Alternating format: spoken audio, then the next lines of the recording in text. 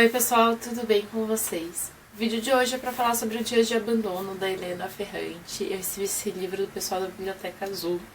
Eu li esse livro no mês passado e eu demorei um pouco para gravar um vídeo, porque ele é um livro que me incomodou um pouco e eu fiquei muito tempo pensando e digerindo e tentando entender o que tinha me incomodado dele. Bom, mas antes disso, falar um pouquinho do livro. Quem não ligou o nome ainda, Helena Ferrante escreveu aquela tetralogia napolitana, né, que começa com a Amiga Genial e depois vai pro História do Novo Sobrenome. Os outros dois ainda não foram publicados aqui no Brasil. Eu vou deixar o link ali embaixo pro vídeo sobre esses dois livros. É uma série que eu tô achando bem legal. Eu gostei muito mais do segundo do que do primeiro. E, enfim, vou continuar acompanhando a série. Então, quando eu cheguei nesse daqui, eu acho que eu já tinha uma certa expectativa também. Esse aqui é um livro sozinho, né? Um livro único, assim. Esse livro é narrado em primeira pessoa pela Olga.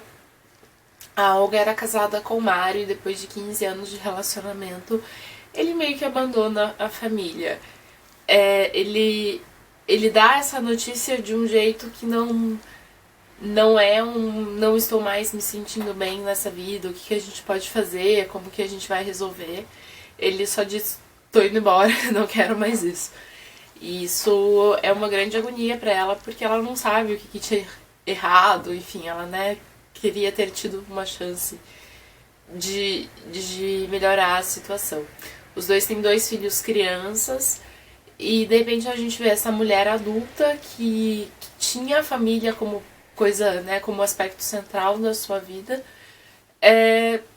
com esse eixo bagunçado, né, ela não sabe mais direito fazer as coisas, ela tá lidando com essa ausência do marido. De certa forma ela vive um luto também, existe esse luto pelo relacionamento dos dois. O cara também não facilita muito as coisas, ela também não facilita muito as coisas, enfim, os dois cometem grandes erros na história. E é ela tentando achar seu eixo de novo. Então ela tá escrevendo essas coisas. E o livro é muito convincente. Eu não sou da área da psicologia, então eu não sei os termos propriamente ditos, mas ela vai entrando num processo de obsessão, de paranoia, de depressão. E o jeito com que ela vai construindo essa história é muito interessante como a gente vai entrando junto com a personagem nessa vibe, assim, e esse aspecto eu achei bem bom do livro. Então a gente tem basicamente essa personagem tentando cuidar dos filhos e tentando digerir tudo isso, e ela fica em casa e ela tenta seguir a vida dela, e ela de vez em quando conta pra gente também algumas coisas do passado. Como o começo do relacionamento dos dois, algumas memórias de infância dela, enfim, tudo isso constrói então essa história.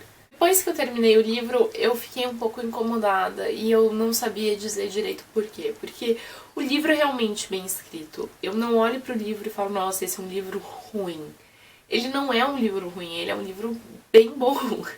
Mas tinha alguma coisa dele que me incomodava e eu fiquei remoendo e tentando entender. E daí eu lembrei daquele vídeo da Chimamanda Ngozi Adichie, que é uma palestra que ela deu no TED, que se chama O Perigo da História Única. Eu vou deixar o link ali embaixo, caso alguém não tenha visto, porque é um vídeo incrível, eu acho que todo mundo já viu, né?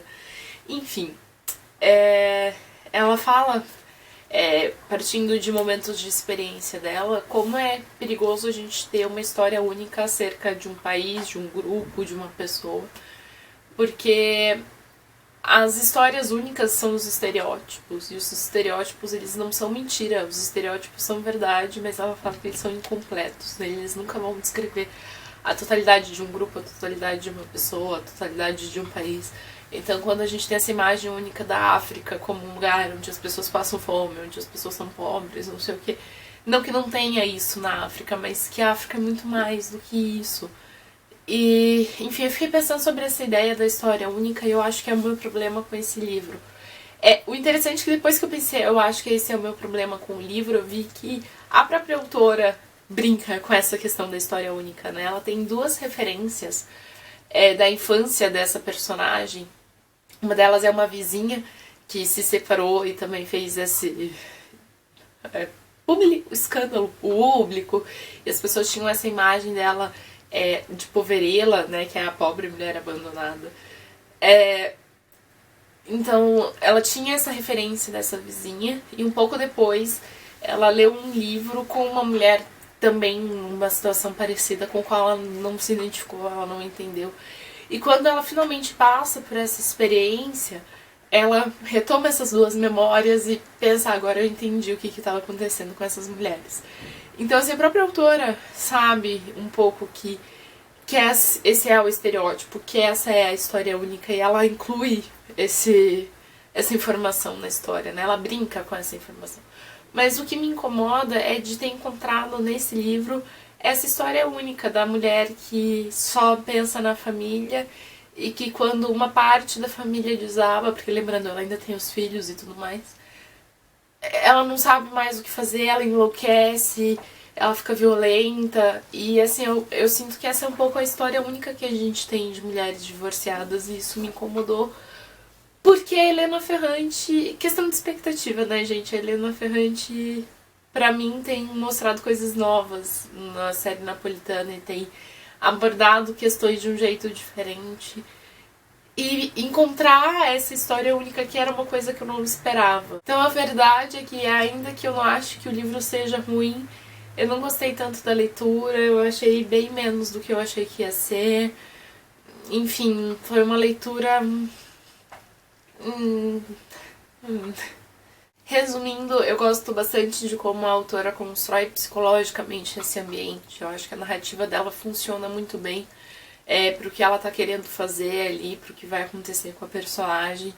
E isso eu acho muito, muito, muito interessante como escrita. Mas como enredo, como escolha de enredo, escolha de personagem, o livro me decepciona um pouco por contar essa história que a gente já ouviu tantas vezes e que, ainda que corresponda em parte com a verdade, eu acho que não corresponde tanto assim com a verdade. Enfim.